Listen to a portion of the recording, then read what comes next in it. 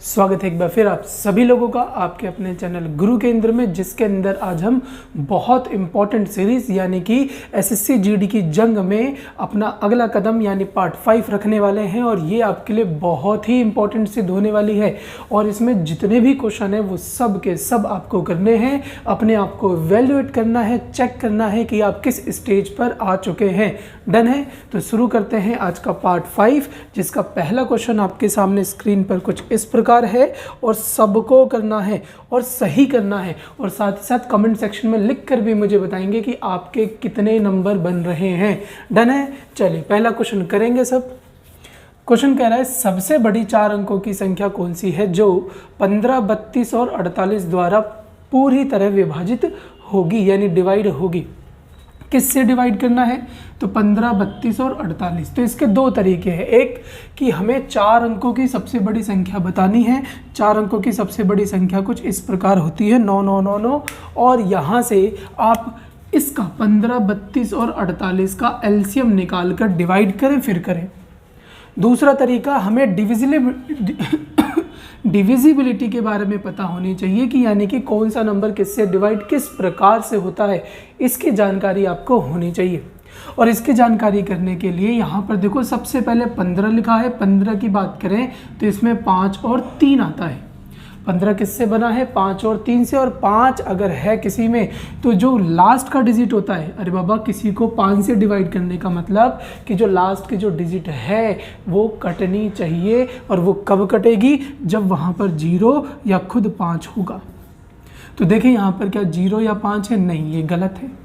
यहाँ पर 0 या 5 है? नहीं, ये गलत है। यानी ये दोनों नंबर 5 से कंप्लीट डिवाइड नहीं होंगे। अब हमारा आंसर जो है वो या तो ए होगा या फिर ये सी होगा। तो ये दोनों 5 से डिवाइड हो जाएंगे। अगला नंबर क्या बचा आपका? 3। 3 से कटने के क्या नियम है? 3 से कटने के नियम है कि सभी अंकों का योग जोड़कर अगर 3 से कटता है तो नंबर भी 3 से कटेगा। चेक कर लेते हैं। 9 9 18, 18 और 8 कितने हो गए? 26। क्या 26 3 से कटता है? तो नहीं, तो ये आपका आंसर नहीं है। बचा इकलौता सी जो कि आपका करेक्ट आंसर होगा। चेक कर लो। 9 और 6 15, 15 3 से कंप्लीट डिवाइड होगा। ओके, तो इस तरीके से करके आप अपने समय को इस क्वेश्चन में बचा सकते हैं। सी इसका करेक्ट आंसर हो गया। डन है? चलिए नेक्स्ट करते हैं।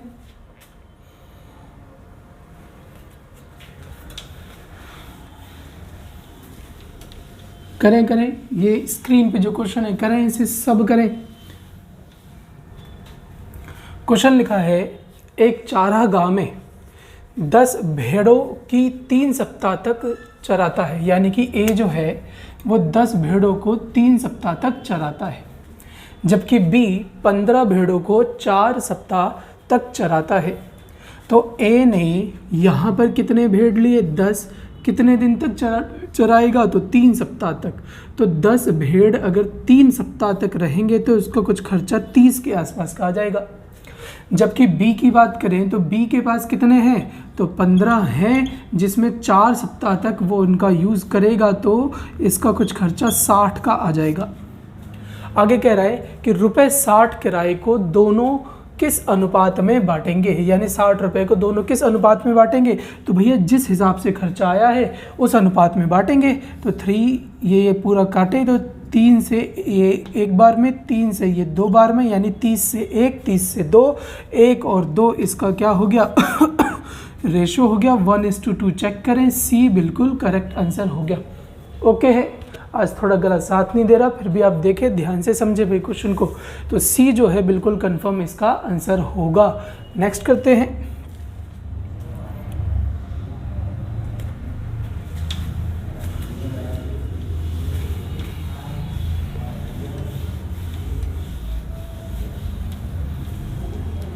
चलिए हो गया होगा इसका आंसर। मैच करेंगे सब साथ ही साथ। 53 रुपये को ए, बी तथा सी में इस प्रकार बांटा जाता है कि ए को बी से 7 रुपये अधिक मिलने हैं तथा बी को सी से 8 रुपये अधिक मिलने हैं। तो यहाँ पर जब भी आपके पास ऐसी लाइन आए तो आप इसे ब्रेक कर करके बनाएं। देखो पहले किसकी बात कर रहा है? ए को बी से कितने रुपए अधिक मिले हैं? तो 7 रुपये अधिक। तो बी को हमने मान लिया x, इससे 7 रुपये ये ज़्यादा ले गया। अगली लाइन में बोल रहा है बी को सी से, बी को सी से कितने रुपए ज़्यादा मिले हैं तो चेक कर लो, तो 8 रुपये ज़्यादा, तो इसे भी आपने x माना और यहाँ 8 ज़्यादा हो गया। तो उनके हिस्सों का अनुपात क्या होगा, तो यहाँ पर जो समझना है वो देखें कि b जब a से रिलेट हो रहा है तो x है, और b जब c से रिलेट हो रहा है, c से रिश्ता बना रहे तो x+8। क्या दोनों वैल्यू सेम है? नहीं। क्या अंतर है दोनों में? तो इसमें 8 की कमी है, तो इसे अगर मैं 8 दूंगा तो इसके इस वाले भाग में भी 8 जुड़ेगा, बैलेंस करना है और कुछ नहीं है। तो a की जो वैल्यू आ जाएगी वो कितनी हो जाएगी, x प्लस में 8 और 7 15। b की जो वैल्यू होगी वो कितनी होगी, x प्लस 8। c की वैल्यू में कोई चेंज नहीं, वो हो गई x। अब ये इनका हिसाब आ गया। टोटल पैसा कितना बांटना है, 53 जोड़ा जाए, इन सबको जोड़ा जाए तो x x x कितने हो गए, 3x। 8 और 15 कितने होते हैं, 23। बराबर में पैसा जो बांटना है वो कितना है, 53। 53 में 23 उधर जाके माइनस होगा तो कितना आ जाएगा भाई, 53 में 23 माइनस करोगे तो आपका आ जाएगा 30। 3 से काटा क्या आ गया, 10। वैल्यू पुट कर दो, किसका पूछा है, तो इनके हिस्सों का अनुपात वैल्यू पुट करें। 10 और 15 कितने होते हैं, तो 25। 10 और 8 18 और ये 10। चेक करें है ये रेशो में, तो बिल्कुल है बी, यानी 25 18 10 इसका करेक्ट आंसर हो गया। ओके है, चलिए कॉन्सेप्ट ओके होना चाहिए। इसी तरीके से हर बार करेंगे, आसानी से आ जाएगा आपका क्वेश्चन।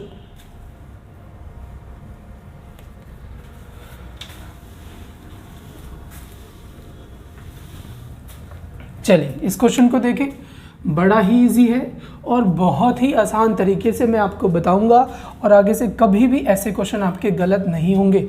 चलिए कर लिया होगा सबने, देखे ध्यान से। जब भी आपके पास ऐसा क्वेश्चन आए तो सबसे पहले तो 2 चीज़ें आप यहाँ पे करेंगे। वैल्यू देखें तो क्या इनको जोड़ने पर सेम आएगा, जोड़ना मतलब बिल्कुल नॉर्मल विजन रख के सामान्य देखें, रूट रूट सब हटाए, 5 और 3 8 6 2 8, 5 3 8 6 2 8, 5 3 8 6 2 8, यानी कि दोनों तरफ इधर भी 8 है, इधर भी 8, इधर भी 8, इधर भी 8, इधर भी 8, इधर भी 8। डन है। अगर सेम हो यानी दोनों तरफ 8 हो तो आप डायरेक्ट चेक कर दीजिए 2ab। क्या चेक करेंगे, 2ab, यानी सबको मल्टीप्लाई कर देंगे। मान लो सेम नहीं होता तो आपको फॉर्मूला लगाना होता a प्लस बी या a माइनस बी के होल स्क्वायर का a स्क्वायर निकालते, b स्क्वायर निकालते और क्या कर देते फिर अलग से 2ab। अगर सेम है तो इतना हिस्सा निकालो, सेम नहीं है तो पूरा निकालो। ओके, यानी कि इसको हम फॉर्मूले में डालते, जो आता उस हिसाब से हम देख लेते कौन सा बड़ा कौन सा छोटा है। लेकिन यहाँ तो 5 और 3 8, इधर भी 6 और 2 8 बना रहे हैं, यानी दोनों सेम बना रहे हैं, तो हमें सिर्फ 2ab ही देखना है। ओके हो रहा है सबको। चलिए अब 2ab देखो सेम है, तो सेम है तो 2ab देखा जाए तो 2 ये है, 5 लिखेंगे, 3 लिखेंगे, तो 2 गुने में 5 गुने में 3 कितना आ गया भाई, तो 15 गुने में 2 कितना हो जाता है 30। यहाँ 2ab निकालो तो 2 गुने में 6 गुने में 2, 6 गुने 2 12 और 2 कितने हो गए, तो 24। अब बताओ 30 बड़ा या 24 बड़ा, तो भैया 30 बड़ा है। 30 बड़ा है तो इन दोनों के बीच में ये साइन होना चाहिए, क्या है, बिल्कुल है, बिल्कुल है भाई, तो ए करेक्ट आंसर हो गया, बाकी सारे गलत हो गए। देखो इसमें अलग साइन है, इसमें बराबर का साइन है, ये इक्वल दे रहा है, ये भी गलत, ये भी गलत, ये भी गलत, यानी ए बिल्कुल करेक्ट आंसर हो गया। पहले वाला बड़ा होगा, बाद वाला छोटा होगा। सबसे आसान तरीका है ये, कभी भी इसमें चांस ही नहीं बनता ऊपर नीचे होने का, लगाना हर बार आंसर पाना। आगे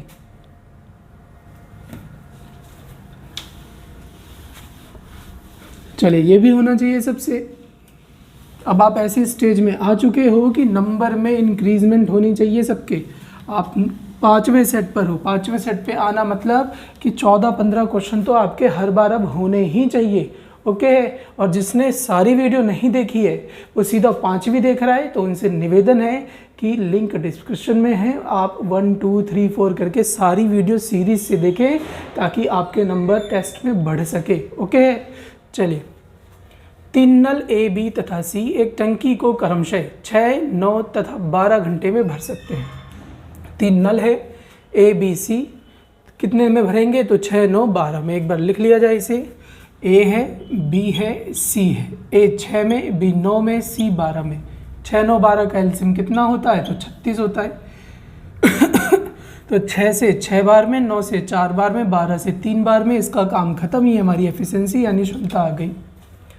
आगे कह रहा है बी तथा सी को आधे घंटे तक खोला जाता है। ठीक है, ओपन कर देंगे। जैसे जैसे बोल रहा है करते जाए। बी तथा सी को कितनी देर तक रखा गया भाई? आधे घंटे तक।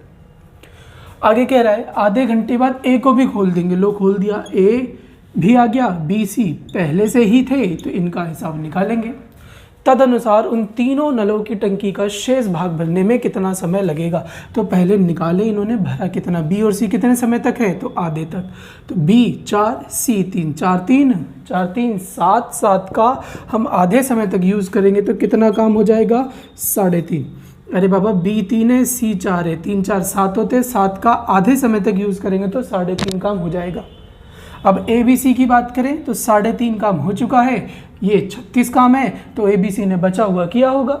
बचा कितना? तो 36 और ये 3.5 में देखें एडजस्ट करके तो आता है आपका 32.5, यानी 32.5 काम आपका बचा हुआ है। जो ए बी सी करेंगे तो 6 4 10 3 13 के हिसाब से करेंगे। पॉइंट हटाया, ये 0 आ गया। काटा जाए इसे तो 5 से जब आप इसे काटेंगे तो 5 से ये 2 बार में 10, अलग से 30, 5 से 6 बार में, 5 से यहाँ काटे, 5 से 6 बार में 30, 2 बचा, 5 से 5 बार में, 13 से 2 बार में, 13 से 5, 5 का आधा करेंगे तो 2.5 आना चाहिए। 2.5 घंटे देखे हैं तो बिल्कुल है, सी इसका करेक्ट आंसर हो गया। जैसे जैसे क्वेश्चन में आपसे लाइन बोलता जा रहा है आप उसी तरीके से इसे करते जाएं, कहीं भी आप नहीं अटकेंगे, आसानी से ये क्वेश्चन होते जाएंगे और बहुत आसान होते हैं ये। बस कमी किस चीज़ की है? तो प्रैक्टिस की, कॉन्सेप्ट की। प्रैक्टिस करें, कॉन्सेप्ट अपने आप ठीक होता जाएगा। जिसके कॉन्सेप्ट ठीक हो गए, प्रैक्टिस करता रहा लगातार, उसे ये क्वेश्चन लड्डू लगेंगे। ठीक है, चलिए आगे।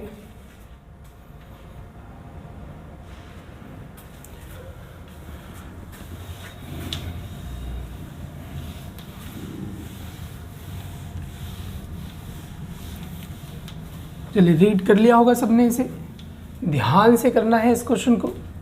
क्वेश्चन कह रहा है एक रेलगाड़ी 40 किलोमीटर प्रति आवर की औसत गति से एक गंतव्य स्थान तक पहुंच जाती है। यदि वह 35 किलोमीटर प्रति आवर की गति से चले तो वह 15 मिनट देर से पहुंचती है। तदनुसार यात्रा की दूरी क्या है? तो बिल्कुल सिंपल है, इसे आप 2 तरीके से कर सकते हैं। इस क्वेश्चन को कितने तरीके से किया जा सकता है? तो 2 तरीके से किया जा सकता है और मैं दोनों तरीके आपको समझाता हूँ। पहला, 40 किलोमीटर पर आवर की चाल से जब ये चल रहा है तो बिल्कुल ऑन द टाइम, यानी कि टी टाइम पे पहुँच जाएगा। और जब ये 35 किलोमीटर पर आवर की चाल से चलेगा तो टाइम से यानी टी से 15 मिनट वो ज़्यादा लेगा। मिनट है तो मिनट को आवर बनाएं, क्योंकि परिवार आवर का चल रहा है। देखो किलोमीटर पर आवर है तो आवर का परिवार चल रहा है। सॉल्व करें इसे तो 60 से 60 खत्म, 5 से काटेंगे 8 बार में, 5 से काटेंगे 7 बार में, 8 गुने में टी, 8 टी बराबर 7 गुने में टी, 7 टी, 15 सते 105 होता है। टी माइनस होगा, 70 इधर आके माइनस होगा तो कितना आ जाएगा आपके पास? 105 मिनट। ओके है सबको? अब ये वैल्यू पुट कर दो इसमें, चाहे इसमें जहाँ मन करे वहाँ कर दो। मान लो इसमें कर दिया हमने, और वैल्यू जब पुट करना तो रियल वाले में करना। 40 किलोमीटर पर आवर की चाल से टाइम कितना है? 105 मिनट है, तो नीचे आपने 60 लगा दिया। अब 60 लगाया तो ये आपका 15 से 4 बार में, 15 से 7 बार में, 4 से काटा 10, 10 गुने में 7 कितना आ गया? 70, यानी सी आपका आंसर हो गया। एक तरीका तो ये कि आप पूरा पेज भर कर आएँ वहाँ पर।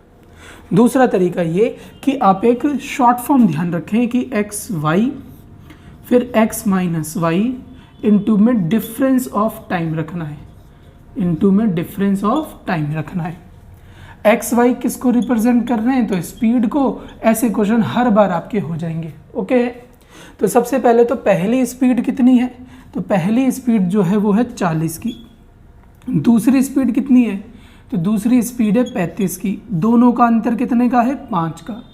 डिफरेंस ऑफ टाइम का मतलब क्या है कि यहाँ पर आपको देखना है कि टाइम दोनों जो है उसके बीच में कितने का अंतराल है। तो पहले वाला तो ऑन द टाइम पहुँचा, दूसरे वाला 15 मिनट लेट पहुँचा, तो दोनों में जब आप गैप देखोगे तो 15 मिनट का ही आएगा। 15 मिनट का आया तो मिनट को एडजस्ट करने के लिए नीचे क्या लगाओगे? 60।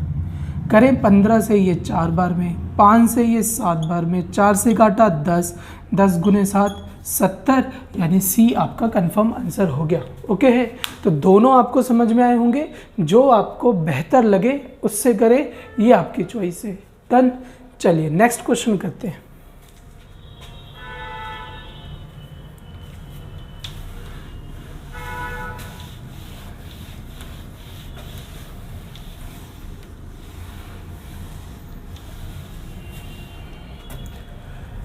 क्वेश्चन कह रहा है साइज 30 मीटर और 20 मीटर वाले किसी आयताकार क्षेत्र के एक कोने पर एक गाय एक 14 मीटर लंबी रस्सी से बंधी हुई है।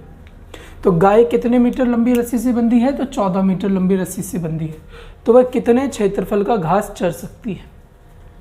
तो यहाँ पर जो साइज़ है वो आयताकार है, रेक्टेंगुलर है, जिसमें 30 बाय 20 का हिसाब दे रखा है और एक रस्सी से ये गाय बांध दी। तो गाय कितनी दूर का घास चरेगी? तो जहाँ तक रस्सी जा सकेगी, यानी इतनी दूर का घास चरेगी। और जब ये इतनी दूर का घास चरेगी तो ये आपका एरिया जो है, ये वाला एरिया, ये एक सर्कल का कुछ पार्ट होगा। कितना पार्ट होगा?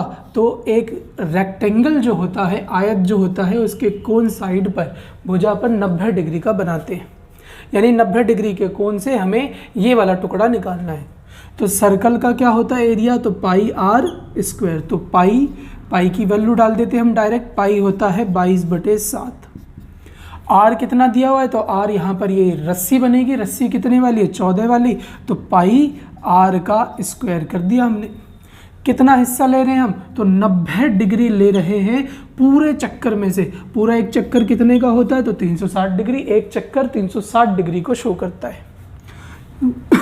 काटा जाए इसे कितनी बार में आएगा? 4 बार में। 2 से ये 2 बार में, 2 से ये 7, ये 2 से काटोगे आ जाएगा 7, 7 से 7 खत्म। 22 गुने 7 कितना होता है? तो 154, यानी कि सी फिर से सही आंसर हो गया आपका। ओके है, कोई डन इसमें? ओके है ना भाई? कोई भी डाउट नहीं होना चाहिए आपको। डाउट है तो लिंक में या फिर आप पीछे की वीडियो को देखते आ रहे हैं तो पहले तो डाउट होना नहीं चाहिए। अगर फिर भी डाउट आ रहा है आपको तो कमेंट सेक्शन में आप पूछें, आपको ज़रूर गाइडेंस दी जाएगी, बताया जाएगा। ओके है, ठीक है, डन है। ये सब क्वेश्चन जो हैं वो आपको अच्छे से आने ही चाहिए, भले एक बार में आए चाहे 2 बार में आए। डन, आना चाहिए। और क्यों आना चाहिए? क्योंकि आपको जीतना है, जीडी में जीतना है तो फिर मेहनत तो करनी पड़ेगी। चलिए नेक्स्ट क्वेश्चन कर रहे हैं।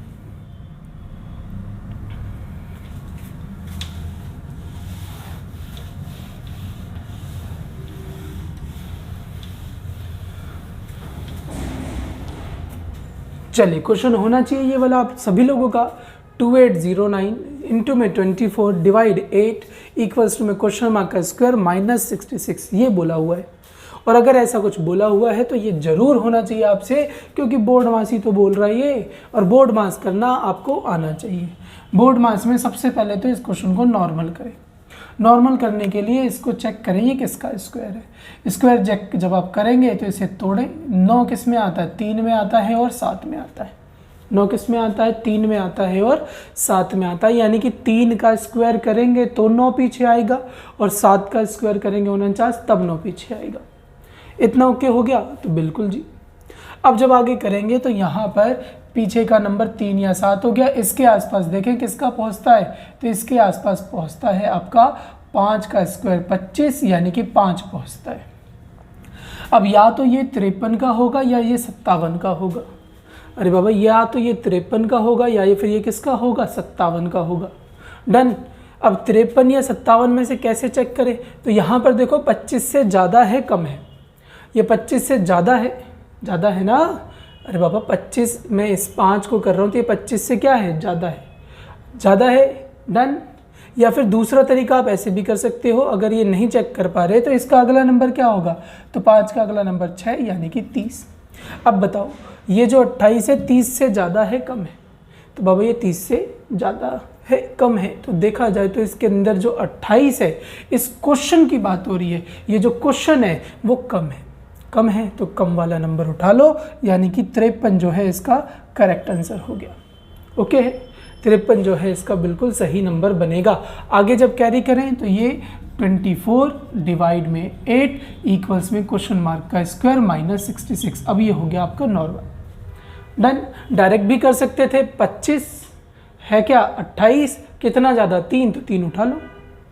अरे बाबा जितना ज़्यादा उतने वाला उठा लो, 3 ज़्यादा तो 3 उठाते, 7 ज़्यादा होता तो 7 उठा लेते। अरे बाबा 25 से देखो कितना ज़्यादा है 3, तो 3 उठा लो, बात खत्म। ओके चलिए सॉल्व करें इसे। जब आप इसे सॉल्व करेंगे तो ये मल्टीप्लाई हो रहा है, डिवाइड वाला नीचे, बराबर में क्वेश्चन मार्क का स्क्वायर है माइनस 66। 8 से काटा कितना आ गया 3, 53 गुने में 3 कितना होता है, तो 159, 159। क्वेश्चन मार्क का स्क्वायर जो इधर आकर प्लस होगा वो क्या होगा 66। इसे उठा लो इधर आके ये प्लस हो गया। जोड़ा जाए तो कितना आ जाएगा ये, तो 225। 225 देखें किसका होता है भाई, तो 225 किसका स्क्वायर होगा 15 का। 15 है ऑप्शन में, बिल्कुल होना चाहिए, ए इसका करेक्ट आंसर हो गया। ओके है। और ये वाला भी आपको आना चाहिए कि कैसे आप स्क्वायर या क्यूब चेक करेंगे कौन किसका है किसका नहीं है। डन। चलिए आगे बढ़ते हैं।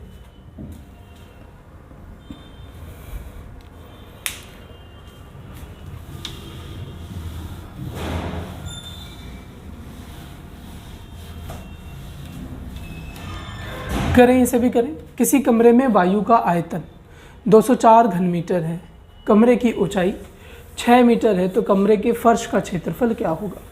फर्श जो है वो यहाँ होता है, ये है फर्श, जिसमें ये लंबाई होगी, ये चौड़ाई होगी और ये कमरे का हाइट हो गया। इस हिसाब से ये कमरा उठेगा, दिख रहा होगा ये, इस हिसाब से ये कमरा उठेगा, तब जाकर आपका ये बनेगा। ओके है यहाँ तक। तो ये है मेन फर्श, ये जो डॉट डॉट डॉट डॉट कर रहे हैं हम, ये फर्श है। और फर्श बनता है किससे, तो लंबाई और चौड़ाई से, और ये है इसकी हाइट है। अब कमरे के अंदर हवा भर दी, अगर कमरे के अंदर हवा आपने भर दी तो वो आयतन होता है, आयतन को लिखते हैं LBH। कमरे का आयतन क्या हो गया LBH, जिसके अंदर आपको आयतन दिया हुआ है और साथ ही साथ H भी दिया है। तो H की अगर मैं वैल्यू रख दूँ तो कितना आ गया 6 बराबर 204। 6 से काटोगे कितना आ जाएगा, तो 34। अब देखो भैया अब क्या बचा भाई, तो LB बराबर बच गया 34। और अगर LB बराबर 34 है यानी लंबाई गुने चौड़ाई बराबर 34 है, तो लंबाई और चौड़ाई ही बता रही थी किसको, फर्श के क्षेत्रफल को। तो इसका सही आंसर क्या हो गया भाई, तो 34 यानी कि डी कंफर्म आंसर हो गया। तो इजी था, बस समझने की देरी थी। समझ गए क्वेश्चन, आपने कर लिया। जो क्वेश्चन रीड करके नहीं समझ पा रहा होगा उससे नहीं होगा। तो आप याद रखें, ऐसे क्वेश्चन जब भी होते हैं तो यहाँ पर L लिखना है, यहाँ B लिखना है, अपने आप आपके सारे क्वेश्चन बनते जाएंगे। H होता है ऊपर की तरफ। ओके है, चलिए शाबाश।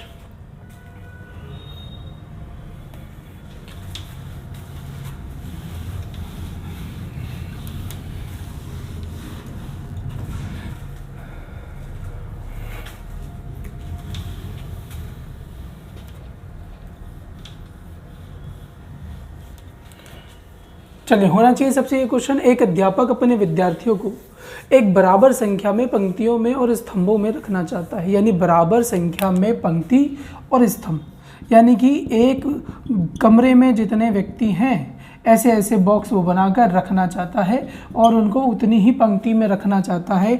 यानी कि इस कमरे के अंदर जितने छात्र हैं वो और पंक्तियों की संख्या जो है वो दोनों क्या होनी चाहिए, बराबर। यानी छात्र की संख्या भी बराबर, पंक्ति की संख्या भी बराबर, गुना करेंगे तो x² आएगा।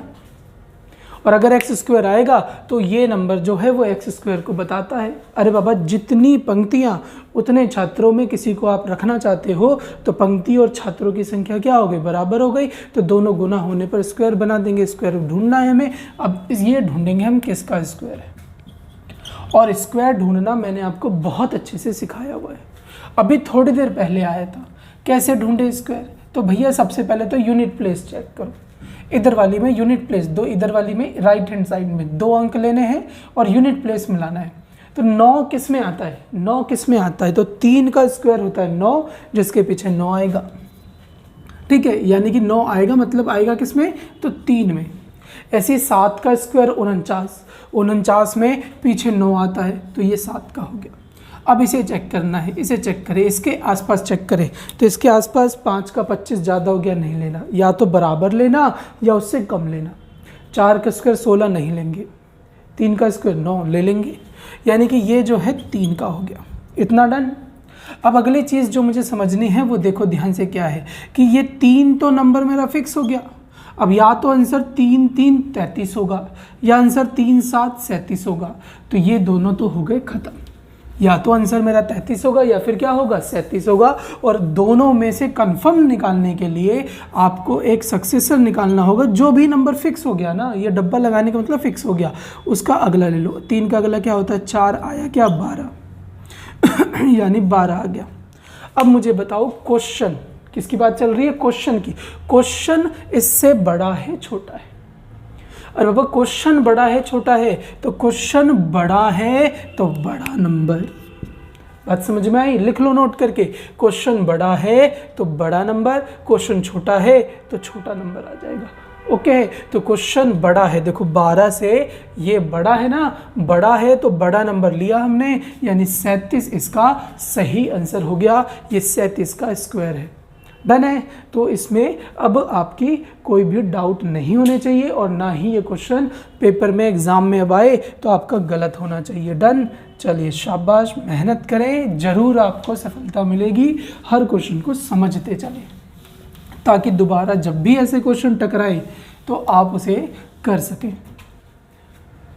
यदि एक त्रिभुज की भुजाओं को ध्यान से पढ़ें और करें, यदि एक त्रिभुज की भुजाओं को दोनों ओर विस्तारित किया जाए, विस्तारित मतलब होता है फैलाना, एक्सटेंड करना, विस्तारित किया जाए तो दोनों ओर बने बहिष्कोण, बहिष मतलब बाह्य कोण, एक्सटीरियर एंगल की बात कर रहा है, तो बाह्य कोण का योग कितना होगा। अब यहाँ पे सवाल ये उठता है कि कोई भी त्रिभुज है, कोई भी त्रिभुज है या फिर दुनिया में कोई सी भी आकृति है, कोई सी भी आकृति है, तो उसका जो एक्सटीरियर एंगल बाह्य कोण का योग जो होता है वो होता है 360 डिग्री, 360 डिग्री। तो इसे भी बनाते हैं। तो हमने सपोज ये बना दिया 1 2 और ये 3, ये A लिख दिया, ये B लिख दिया और ये C लिख दिया। तीनों ओर से देखो हमने निकाल दिया, तो A plus B plus C बराबर कितना आ गया 360 डिग्री। लेकिन उसने हमसे एक बात बोली कि भैया आपको दोनों ओर से खोलना है। तो ये जो लाइन थी, इस लाइन को देखो ध्यान से, ये जो लाइन थी, ये जो लाइन थी और ये जो लाइन थी, इसको हमने कितनी ओर से बढ़ाया, तो भैया एक ओर से बढ़ाया। देखो एक ओर से बढ़ाया ना, ये भी एक ओर से बढ़ाया, ये भी एक ओर से बढ़ाया। अगर हम दूसरी ओर से बढ़ाएं तो क्या, तो दूसरी ओर से अगर बढ़ाते तो ये लाइन अभी ऊपर की ओर बढ़ी है, अब नीचे की ओर बढ़ा देते हैं। ये लाइन नीचे की ओर बढ़ी है तो अब हम ऊपर की ओर बढ़ा देते हैं। ये लाइन इस तरफ बढ़ी है तो अब हम इस तरफ बढ़ा देंगे। इसको नाम दे दो अलग, इसको हम दे देते हैं P Q R। तो हमें पता है ये भी तो बाह्य है, तो ये भी कितना बनेगा 360 और ये भी कितना बना है 360 और दोनों मिलकर कितना बना देंगे, तो भैया C 720। तो बाबा दोनों ओर से बढ़ाओगे तो 360 360 दो बार हो जाएगा, यानी 720 डिग्री इसका करेक्ट आंसर होगा। तो पजल करने की कोशिश कर रहा था, हमने समझ लिया और कर दिया। ओके, चलिए शाबाश।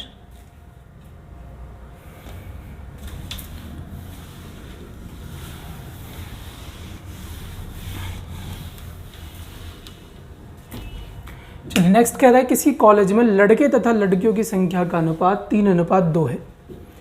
यदि 20% लड़के तथा 25% लड़कियां बालिग हैं, तो जब भी रेशो के साथ आपको परसेंटेज दे तो आप सावधान हो जाएं और परसेंटेज और रेशो को बैलेंस करने के लिए, आसानी से करने के लिए रेशो में आप 2 जीरो लगा दें, यानी 100 का टेबल बना दें। पहले से जीरो है तो एक एक जीरो लगा दें, मतलब कुछ ऐसा बना दीजिए जिससे वो आसान हो जाए। और बिल्कुल कर सकते हैं, कोई फ़र्क नहीं पड़ता इससे। यदि 20% लड़के तथा 25% लड़कियां बालिग हो, बालिग मतलब ये कंफर्म हो चुकी हैं 18 की, तो बालिग जो हैं वो 20% लड़के हैं। और शुरू में क्या बोला था, लड़के, यानी ये लड़कों की संख्या है। 20% लड़के बालिग हैं और 25% लड़कियां बालिग हैं। तो कितने प्रतिशत लड़के जो हैं वो बालिग नहीं हैं, तो 20% होना मतलब 80% नहीं होने के बराबर है। तो 20% होना मतलब 80% नहीं है, 25% होना मतलब 75% नहीं है। और हमसे पूछ क्या रहा है वो नहीं का, तो बिल्कुल अब निकाल देंगे। 300 का 80% तो 2 जीरो ढके, 80 गुने में 3 कितना आ गया, तो 240। अरे बाबा 300 का 80% 2 जीरो ढका, 80 गुने में 3 कितना आ गया, तो 240 हो गया ना इजी। इसी प्रकार से 200 का 75% 2 जीरो ढका कितना आ गया, तो 150। अब ये 240 है, ये 150 है, हमने निकाल लिया, ये बालिग नहीं है। तो आगे कह रहा है नहीं वाले का परसेंटेज बताएं, तो बता देंगे टोटल कितने हैं, 300 और 200 500। 500 में से नहीं वाले कितने हो गए, तो 24 और 15 39, अलग से 0% निकाल दो इनका। तो ये 2 जीरो से 2 जीरो, 5 से काटो, 5 से 7 बार में 35, 7 का एक ही ऑप्शन है सी, निकालोगे तो कितना आ जाएगा, 78%। ऐसे छात्र हैं जो अडल्ट नहीं है, बालिग नहीं है। ओके है, चलिए नेक्स्ट करते हैं, मैच करते जाए आंसर। आंसर सबके सही होने चाहिए भाई।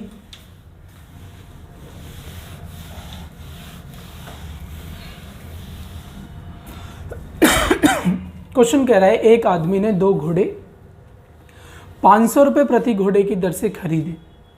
500 रुपये प्रति दर मतलब कि कोई सा भी घोड़ा ले लो आप, पहले वाला या दूसरे वाला, दोनों कितने में बिकेगा, तो 500 रुपये में। उसने एक घोड़ा 15% लाभ पर बेच दिया। तो ये हमने मान लिया कि ये पहला घोड़ा है, ये दूसरा घोड़ा है। पहले वाले को भी उसने 500 में खरीदा है, दूसरे वाले को भी उसने 500 रुपये में खरीदा है। उसने एक घोड़ा 15% के लाभ पर बेच दिया, तो 15% इस पे लाभ हुआ। अगर 15% लाभ हुआ तो 15% इसका होगा कितना, तो 15 पीछे 75, यानी कि ये बिका कितने में, 575 में, और लाभ ले गया कितने रुपए का, तो 75 रुपये का। आगे कह रहा है दूसरा घोड़ा किसी प्रकार की बीमारी के कारण हानि में बेचना पड़ा, यानी ये वाला बेचना पड़ा हानि में, ठीक है। यदि पूरे सौदे पर उसे 45 रुपये की हानि हुई, यानी कि इन दोनों से मिलाकर उसे 45 रुपये की क्या हो गई, हानि हो गई। मतलब दूसरे वाला घोड़ा जो है वो कर क्या गया, उसने पहले वाले के जो लाभ है उसे भी डुबो गया, खुद भी डुबो गया, 45 रुपये हानि भी दे गया।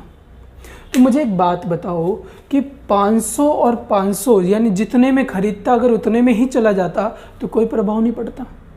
लेकिन हुआ क्या, पहले वाला कितना फाजिल गया था, तो 75 फाजिल गया था, यानी 75 रुपये का लाभ हुआ था। दूसरे वाले पर कितनी हानि हुई कि पूरे पर हानि हो गई।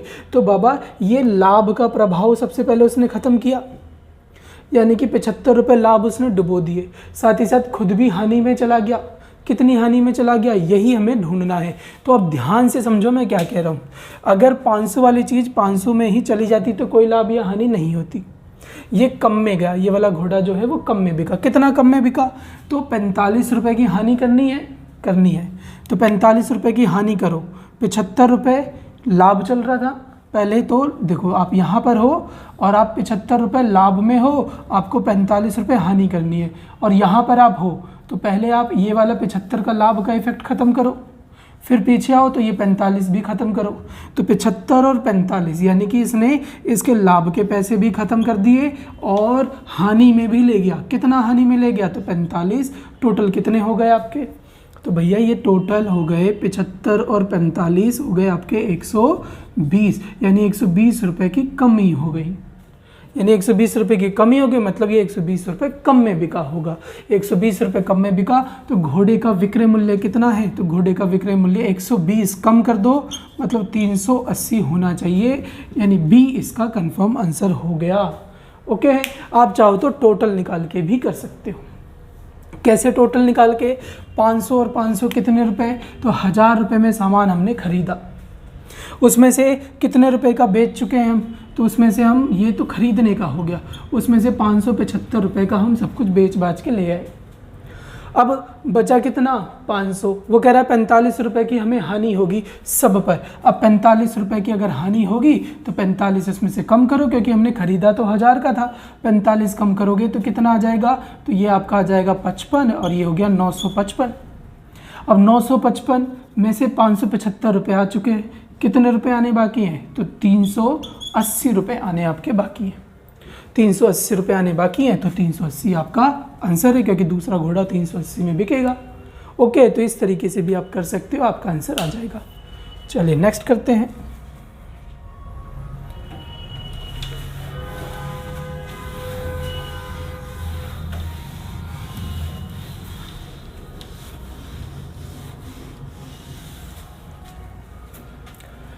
बोर्ड मास का क्वेश्चन है, सिंपल है, होना चाहिए सबसे 1/2, 2/3 डिवाइड वाला। अगर मैं पलट दूं तो मल्टीप्लाई में हो जाएगा, तो 1/2 मल्टीप्लाई 2/3। याद रखें कि पीछे वाला नंबर डिवाइड करता है, तो पलटोगे तो पीछे वाला पलटना। ठीक है, 3 ऊपर 7 नीचे प्लस में 1/2। 3 से 3 खत्म, 2 से 2 खत्म, ऊपर 1 नीचे 7 प्लस में 1/2। सॉल्व करोगे तो नीचे 14 आना चाहिए, इसमें नहीं है, इसमें भी नहीं है, इसमें भी नहीं है, नीचे आना चाहिए डी, यानी 9/14 इसका करेक्ट आंसर आ जाएगा। ठीक है, 7 और 2 का एलसीएम क्या किया हमने, 14, भिन्न का जोड़ है, बिल्कुल सिंपल है, हो जाना चाहिए सबसे। चलिए नेक्स्ट है,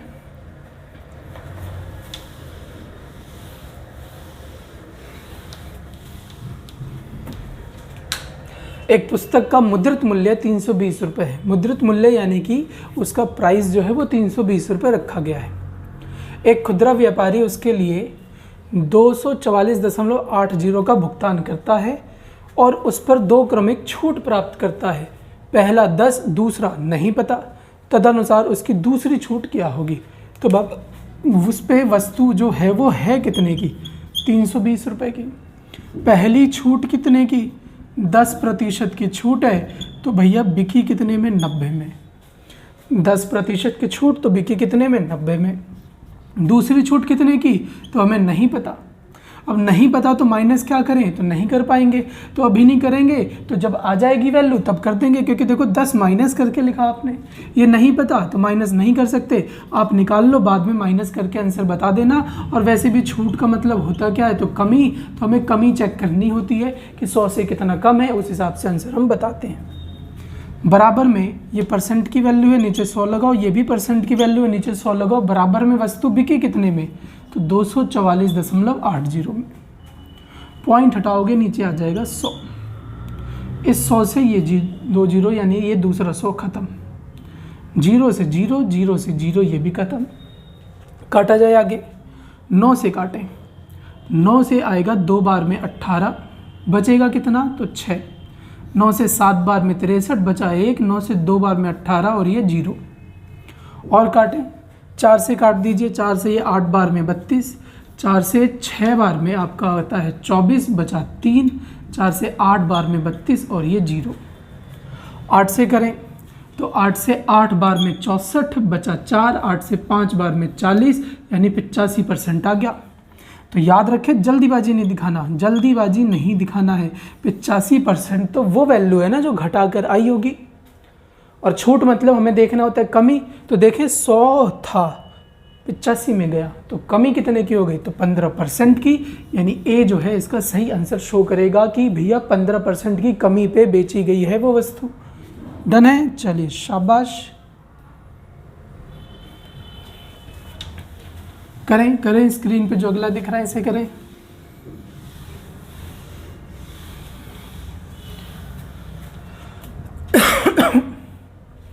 एक धनराशि साधारण ब्याज पर उधार देने पर 3 वर्षों में 1380 और 5 वर्षों में 1580 हो जाती है। सिंपल इंटरेस्ट का क्वेश्चन है।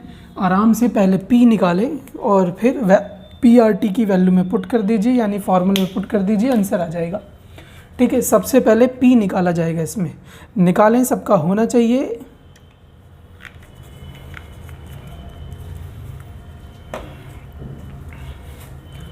क्वेश्चन कह रहा है एक धनराशि साधारण ब्याज पर उधार देने पर 3 वर्षों में 1380 हो जाती है, यानी 3 साल में वो हो जाएगी 1380 रुपये, और अगले 5 सालों में वो हो जाएगी 1500 रुपये, यानी पैसा बढ़ गया 2 साल में कितना, तो 2 साल में बढ़ गया ये आपका 120 रुपये।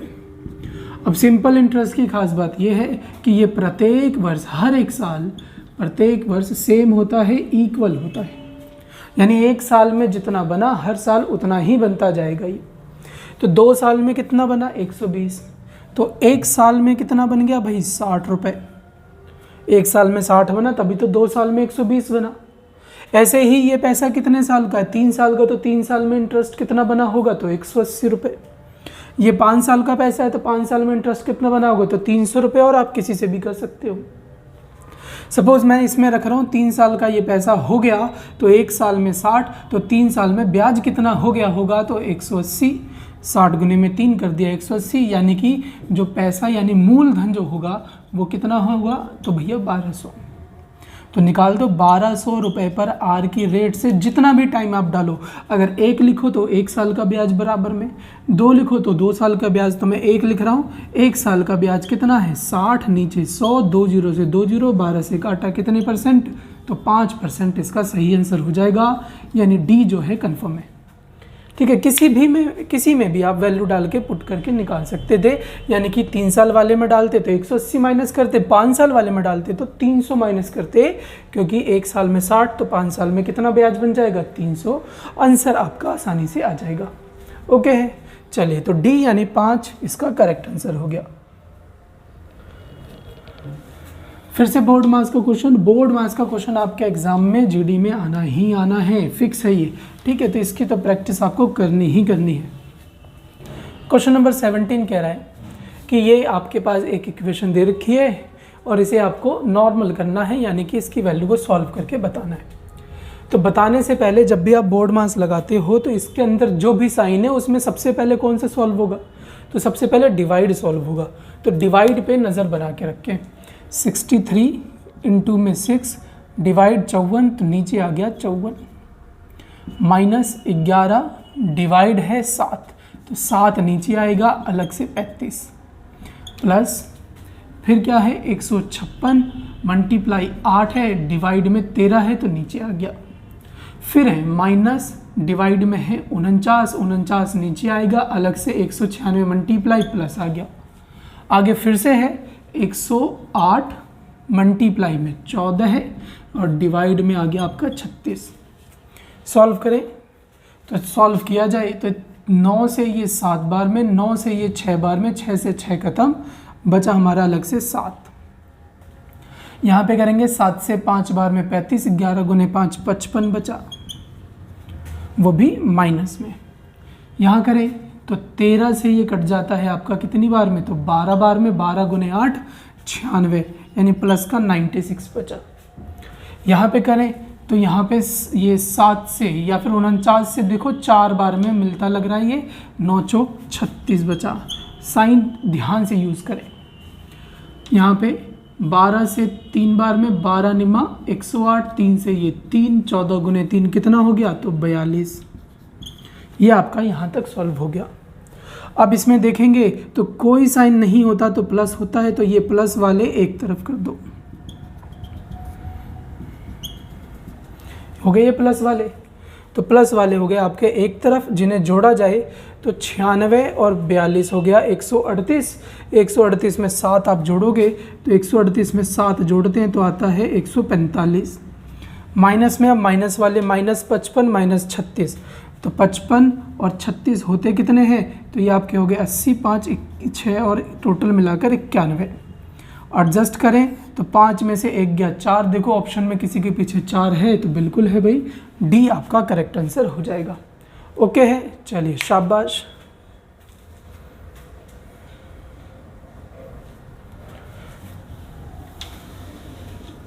करें, ये भी करें भाई, होना चाहिए सबसे सटीक होना चाहिए।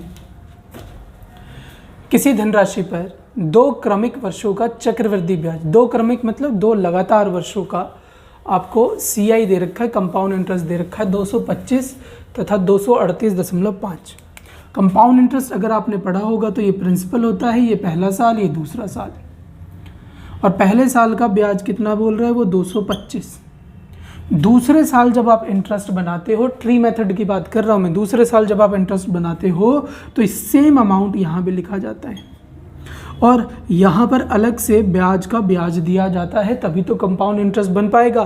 तो इंटरेस्ट का इंटरेस्ट दिया जाता है, तो पहले साल 225 हो गया, लिख लिया हमने। दूसरे साल है 238.50, जिसमें आपने ये सेम वैल्यू जो सिंपल इंटरेस्ट वाली थी वो लिख दी, तो फालतू कितना जा रहा है, तो यहाँ से चेक करो।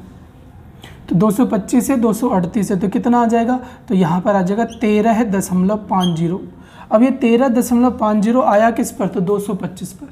13.50 आया किस पर, तो 225 पर। पॉइंट हटाया 20, परसेंट का क्या लगाओगे, 100 लगाओगे। तो 20 से 20 आगे चेक करो तो ये 6 बार में पूरा कटता हुआ लग रहा है, तो 6% इसका करेक्ट आंसर होना चाहिए, यानी डी आपका कंफर्म आंसर हो गया।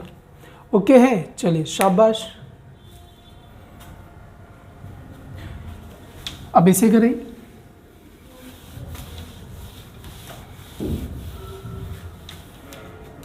क्वेश्चन कह रहा है 10 संख्याओं का औसत 30 है, तदनुसार यदि प्रत्येक संख्या में 5 जोड़ दिया जाए तो नया औसत कितना होगा। जब भी प्रत्येक शब्द आपको बोला जाए, प्रत्येक मतलब होता है कि भैया औसत का मान ही जो है, वैल्यू जो है वो क्या शो करता है, औसत शो करता है ऐसा नंबर जो सबके लिए बराबर है। सब मतलब प्रत्येक के लिए, यानी कि सब पहले से कितने हैं, 30 30 30 30 30 30 सब है।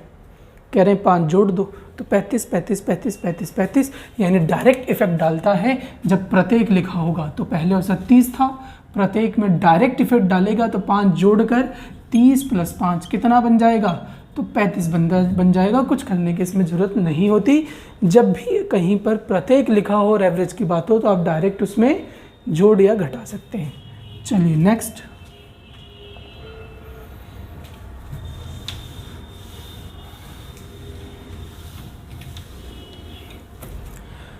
चलिए क्वेश्चन कह रहा है मैं अपनी बहन से 4 वर्ष बड़ा हूँ। तो सबसे पहले तो इसमें मैं बनाऊँ, ये हमने बना दिया मैं, ये हो गया मैं अपनी बहन से 4 वर्ष बड़ा हूँ, ये हमने बना दी बहन। बहन से 4 वर्ष बड़ा है, यानी बहन को हमने मान लिया x, और ये 4 वर्ष बड़ा हो गया। आगे कह रहा है मेरा भाई जो सबसे छोटा है, यानी घर में सबसे छोटा होगा, मुझसे 7 वर्ष छोटा है, तो मैं कितने का हूँ, x + 4 का। और ये मेरा हो गया छोटा भाई जो मुझसे क्या है, 7 वर्ष छोटा है, तो x + 4 - 7, तो प्लस माइनस माइनस होकर 3 आ जाएगा। तो मैं इसे लिख देता हूँ x - 3। मेरे पिता की आयु मेरे भाई की आयु से 3 गुनी है, यानी कि अब पिता आ गए, पिता की जो आयु है भाई का 3 गुना, तो 3 से गुना कर दो, ये 3x - 9 हो जाएगा। 3 से गुना होगा तो दोनों से होगा।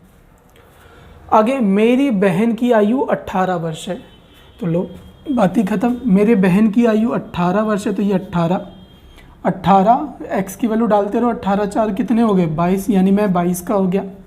अब 18 में से 3 माइनस करोगे कितना आ जाएगा, 15। छोटा भाई 15 का हो गया। पिता की जगह 18 लिखो, 18 × 54, 54 में से 9 जाएगा तो कितना आ जाएगा, तो 54 में से जब 9 जाता है तो आपका आ जाएगा, पहले 4 माइनस करो 50, फिर 5 माइनस कर दो 45। अब कह रहा है मेरी माँ, यानी कि मेरे पिता मेरी माँ से 3 वर्ष बड़े हैं, यानी पिता बड़े हैं। अगर पिता बड़े हैं तो माता छोटी होगी। अरे बाबा आप बड़े हो तो मैं छोटा, मैं बड़ा तो आप छोटे, सीधा सा हिसाब है। पिता बड़े हैं तो माता छोटी होगी। कितने वर्ष बड़े हैं, 3 वर्ष बड़े हैं तो माता 3 वर्ष छोटी होगी, तो 3 कम कर दो, आ गया 42। मेरी माँ की आयु कितनी है, तो C यानी 42 वर्ष। तो ये आपके कुछ क्वेश्चन थे जो बहुत ही इम्पोर्टेंट थे और आपके एग्ज़ाम में आने लायक थे। ठीक है, एग्ज़ाम में ऐसे ही क्वेश्चन चैप्टर में से उठा के पूछे जाते हैं और आपको इन्हीं की प्रैक्टिस बार बार करते रहना है।